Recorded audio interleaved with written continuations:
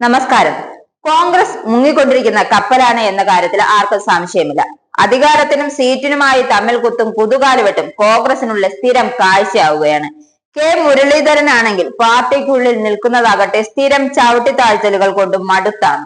ഒരു നേതാവായ തനിക്ക് കിട്ടേണ്ട പരിഗണന ഒരിക്കലും പാർട്ടിക്കുള്ളിൽ നിന്ന് കിട്ടുന്നില്ലെന്ന് അദ്ദേഹം തന്നെ പലപ്പോഴായി പറഞ്ഞിട്ടുണ്ട്. പാർട്ടിക്കുള്ളിൽ നടക്കുന്ന കാര്യങ്ങളെല്ലാം മുരളീധരൻ അറിയുന്നതാവട്ടെ മാധ്യമങ്ങളിലൂടെയാണ്. അത്രയ്ക്ക് വിലയാണ് മുരളീധരന് പാർട്ടിക്കാർ കൽപ്പിച്ചു നൽകിയിരിക്കുന്നത്.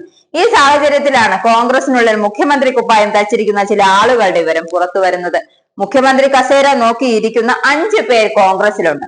ശശി തരൂർ, കെ സുധാകരൻ, കെ സി വേണുഗോപാൽ, രമേശ് ചെന്നിത്തല, വി ഡി സതീശൻ എന്നിവരാണ് അവർ. ഇവരാരും അടുത്ത തവണ മുഖ്യമന്ത്രി ആകാൻ പോകുന്നില്ല എന്നത് വാസ്തവമാണ്. ഇക്കാര്യം എം പി ഗോവിന്ദൻ മാസ്റ്ററും പറയുന്നുണ്ട്. സർക്കാരിനെ തന്നെ ഇപ്പൊ ആക്കാമെന്ന് കരുതി കുറെ നുണപ്രചാരണങ്ങളുമായി അങ്ങ് എത്തിയതായിരുന്നു അൻവർ. അവസാനം അൻവറിക്ക ഒരു മൂഞ്ചിക്കയുടെ അവസ്ഥയായി.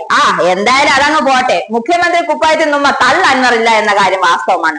അൻവറിന്റെ റോഡ് ഷോയിൽ പങ്കെടുത്ത കൂടുതൽ ആളുകളും ലീഗ്, SDPI, ജമാഅത്ത് ഇസ്ലാമിയുടെ ആളുകളാണ്. റോഡ് ഷോയിൽ ഏജന്റിനെ വെച്ചാണ് അൻവർ ആളുകളെ കൊണ്ടുവന്നത്. അദ്ദേഹം തന്നെ അക്കാര്യം സമ്മതിച്ചിട്ടുമുണ്ട്.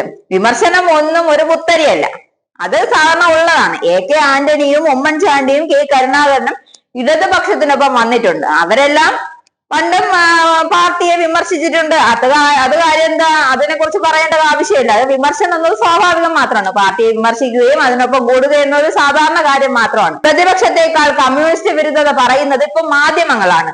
അവർ വലതുപക്ഷ ആശയമാണ് പ്രചരിപ്പിക്കുന്നത്. പൊളിയുമ്പോൾ അടുത്തതുമായി വരും. മാധ്യമങ്ങളുടെ കളവ് ജനങ്ങൾക്ക് മുന്നിൽ തുറന്നു കാണിക്കുമെന്നും അദ്ദേഹം പറഞ്ഞു. അതായത് എം പി ഗോവിന്ദൻ പറഞ്ഞു. മനുസ്മൃതിയെ തിരിച്ചു കൊണ്ടുവരണമെന്ന് പറയുന്നവരാണ് RSS. അവർ ഇന്ത്യൻ ഭരണഘടനയെ അംഗീകരിക്കുന്നില്ല. ഹിന്ദു രാഷ്ട്രം എന്നതാണ് RSSന്റെ വാദം. ന്യൂനപക്ഷ വർഗീയതയുടെ വക്താക്കളാണ് SDPIയും ജമാഅത്ത് ഇസ്ലാമി. SDPIയെ പോലെ മുസ്ലിം ലീഗുമായി മാറിക്കഴിഞ്ഞു. എന്തായാലും കോൺഗ്രസിനുള്ളിലെ ഈ വിരുദ്ധതാ മനോഭാവം അല്ലെങ്കിൽ കോൺഗ്രസിനെ വിട്ട് മുഖ്യമന്ത്രി കുപ്പായം അണിഞ്ഞിരിക്കുന്നവരെ ഇനി എന്താവുമെന്ന് നമുക്ക് കണ്ടു തന്നെ അറിയാം.